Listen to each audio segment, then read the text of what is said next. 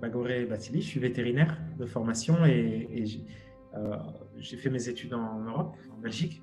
Et quand je suis rentré dans mon pays, au Sénégal, j'ai grandi, j'ai eu mon bac, etc.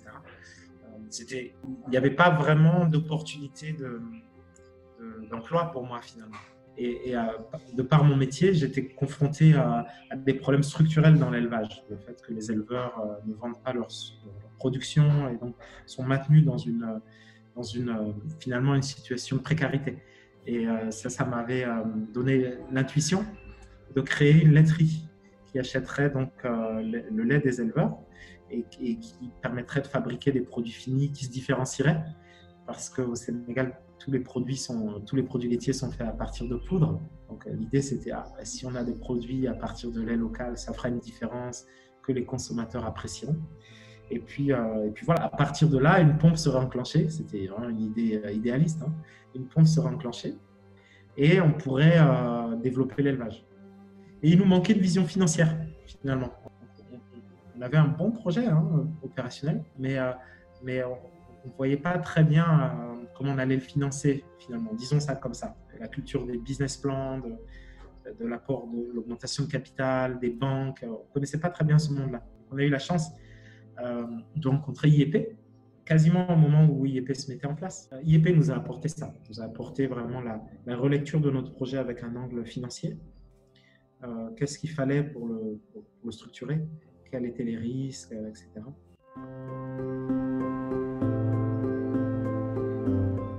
On a démarré finalement le projet de manière opérationnelle, la production, en 2007.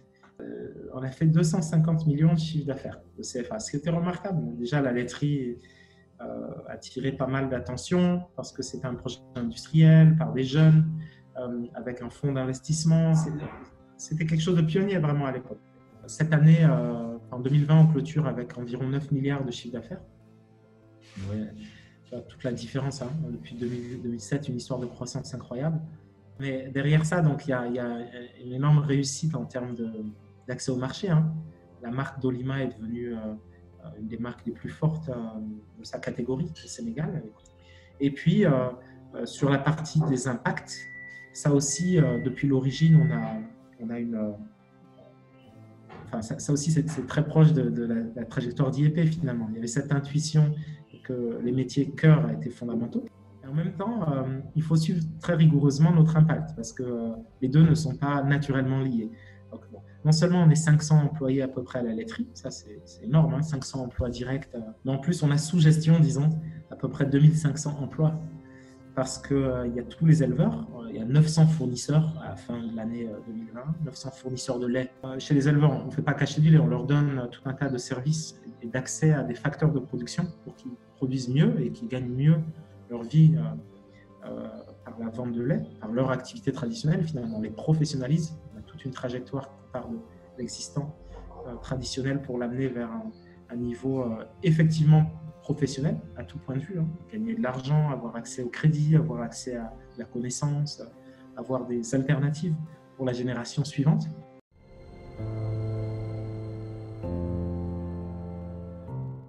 Le Covid, c'est évidemment une énorme gifle, une énorme crise, non? Nous, on a énormément de chance. La laiterie du Berger, c'est une société qui vend des aliments. Et donc des aliments de base en plus. Hein. Le yaourt au Sénégal, c'est un aliment de base. Mais à côté du tourisme, à côté du transport, on n'a pas été affecté. Donc ça, nous, on a de la chance. Affecté dans notre chiffre d'affaires. Alors, affecté dans nos opérations complètement. Une boîte qui voit tous les jours, matin et soir, 900 éleveurs, et qui voit tous les jours des milliers de points de vente. Et tout ça revient dans un site industriel. Voilà. Nous, on était vraiment un site où il y allait avoir des cas. Hein. Donc, d'où la nécessité de mettre en place vite des mesures hygiéniques exemplaires. D'abord, on a pu faire du gel hydroalcoolique parce que finalement, quand on est un industriel, c'est pas très compliqué. Et on a eu le soutien de la fondation Mastercard pour donner cet alcool non seulement aux éleveurs, donc élargir l'écosystème, quoi, pas que la laiterie, mais les éleveurs et les boutiquiers. En construisant des PME, on construit des choses inattendues. Hein. une laiterie, c'est pas censé faire de l'alcool, c'est pas censé organiser, enfin, relever le niveau d'hygiène dans tout un écosystème comme ça. Des centaines d'éleveurs, des dizaines de milliers de points de vente. Je pense que ce genre d'externalités, elles sont possibles si on a des entreprises structurées, tout ça. Donc, la collaboration entre industriels et tout ça, c'est possible avec le type d'entreprise qui est construite par IEP. C'est plus difficile quand on est informel. Il n'y a rien pour les accompagner en cas de crise. Ils sont vraiment délaissés pour compte. Ils ne sont pas représentés, ils ne peuvent pas se regrouper pour parler de leurs problèmes, ils n'ont pas accès à de la formation, etc. etc. Et finalement, on ne sait pas quoi faire. Et donc, en phase de crise, c'est le chaos. Et donc, globalement, la résilience de tous nos systèmes là, économiques, etc., elle est vraiment plus forte quand on a un maillage d'entreprises structuré. Et ça, finalement, enfin, encore une fois, hein, ça, pour moi, c'est la vision du départ de IEP. Il faut mailler, il faut augmenter le tissu de PME formel d'une certaine taille, parce que ça accélérera le développement des pays. Enfin, donc, ça me paraît tellement évident en face d'une crise comme le Covid.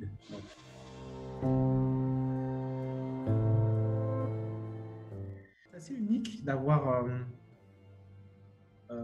on l'a vu dans le cas de la laiterie, en fait, une entreprise qui veut mettre en place une filière, ça c'est le cas de la laiterie, et donc qui par définition est un observatoire. Ça a permis, par exemple, d'engager sérieusement une discussion avec le gouvernement sur la nécessité de revoir les taxes sur certains produits laitiers. C'est ça l'enjeu. Le lait local est plus cher que le lait en poudre, donc les industriels n'achètent pas le lait local. Donc ça maintient un statu quo dans lequel les éleveurs ne sont pas associés à la réussite de l'expansion de la consommation sur le produit laitier au Sénégal. Ça, voilà, bon, ben, c'est une des mesures qu'il fallait prendre. On a réussi grâce à la confiance que le gouvernement a en nous, grâce aux chiffres d'impact qu'on a pu mettre en avant sur la création d'emplois en amont, l'enrichissement des éleveurs, le fait qu'ils commencent à faire du crédit parce qu'ils ont des contrats d'achat du lait sur plusieurs années, etc. etc. Donc, pour l'entrepreneuriat, c'est la même chose.